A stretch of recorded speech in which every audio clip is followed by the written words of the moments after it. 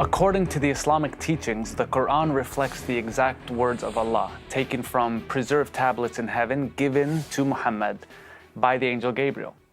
Yet there is a clear difference between the teachings of the Quran when Muhammad was in Mecca at the beginning of his ministry and when he moved to Medina, the latter part of his ministry. While many of the verses from the Meccan part of his life were relatively peaceful in nature, they were replaced or abrogated by the violent verses of the Medinan period. For example, in the Meccan period, Muhammad said about those who refuse to follow his new religion, "You have your religion and I have mine." Interesting note here, by the way, is that this chapter in the Quran is entitled Kafirun, or infidels. But it does imply a somewhat peaceful coexistence between Jews, Christians, and the pagans who populated the deserts of Arabia. Now, that label as infidels came upon the locals, but we can at least live together as infidel and Muslim. Now, here's where it changes. After his military successes in Medina, Muhammad's tone changed. He no longer encouraged that coexistence.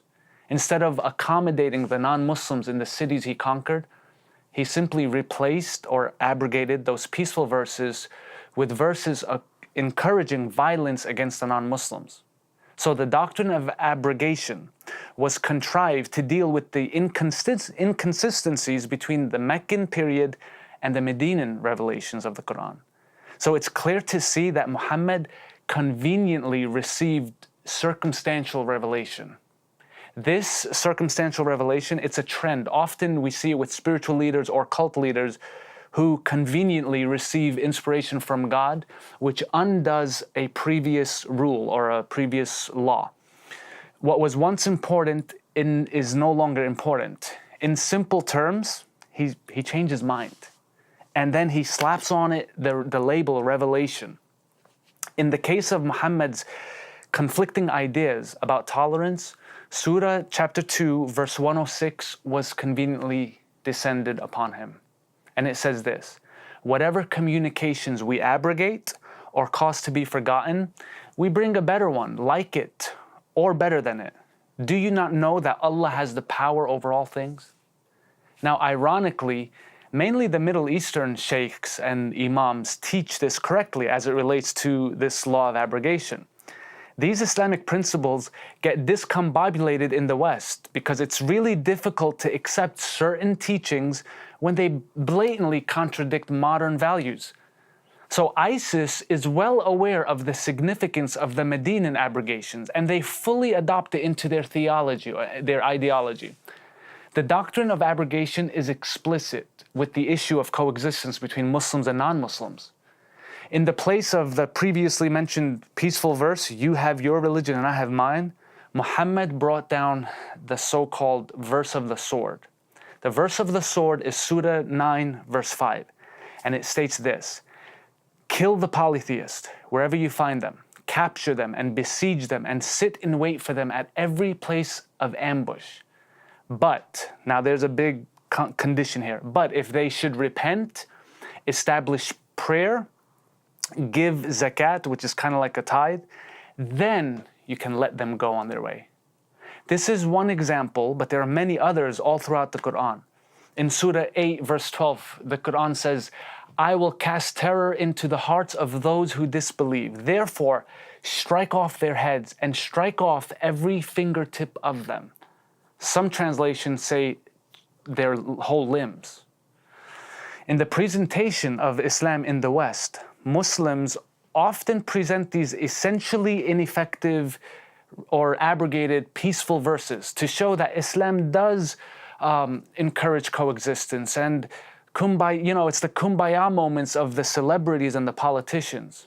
While the media focuses on this form of peaceful jihad or the peaceful version of Islam, or that form of jihad that's self-disciplining one's inner being, the Quran does not make such a distinction. The focus always is on military conquest, and the goal is uniting the world governments into a one-world Islamic caliphate, also known as, in our modern day, the Islamic State. Much of the West has accepted the peaceful version of Islam, which is, it's presented to them. So In the politically correct West, Islam presents the Meccan face of peace. However, the truth is that the Meccan verses have been abrogated. That's in the correct context. And the true Islam is reflected in the Medinan verses that encourage violence and subjugation of non-Muslims. It's clear that after the migration of Muhammad to Medina, the ideas of jihad were no longer peaceful but took a turn to violence. This culminated with what is known as the Battle of Badr. It's the first ever raid in which Muhammad and his army of 300 men took on 1,000 non-Muslims and won. This is the battle which Muhammad claimed was a miraculous victory and set in stone that God approved jihad, or else how would 300 men take on 1,000 and actually win? Now, during this battle, the Battle of Badr, the wind began to blow and Muhammad claimed that these were the angels coming to the aid of the Muslims. Other sayings of Muhammad also attest to this, not just in the beginning of his Medinan ministry, but also later on in his life. So, for example, Sahih Muslim, book 32, hadith number 75 says this. Muhammad says this, "I will expel the Jews and the Christians from the Arabian Peninsula, and I will not leave any but the Muslims." Now, in saying this, I have to point out once again that the vast majority of Muslims are peaceful.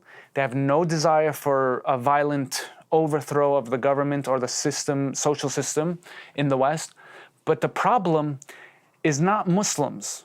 The problem exists with Muslims who enforce the Sharia or enforce the Quranic verses and Muhammad's example literally. For this reason, moderate Muslims in the West and in the Middle East must take a stand, not just for freedom and democracy and freedom of religion, but against ISIS specifically, against any form of religious aggression. In love and respect, I encourage all Muslims to ask why these verses are still taught, and when they are, to have the courage and have the boldness to take a stand. It's the only way things will change. So stay tuned for the next video, particularly for women and the Islamic State. You're going to learn a lot, and join the discussion, use the hashtag, and share these videos all over, and let's continue our journey in finding out whether ISIS is Islamic or if they're hijackers of Islam.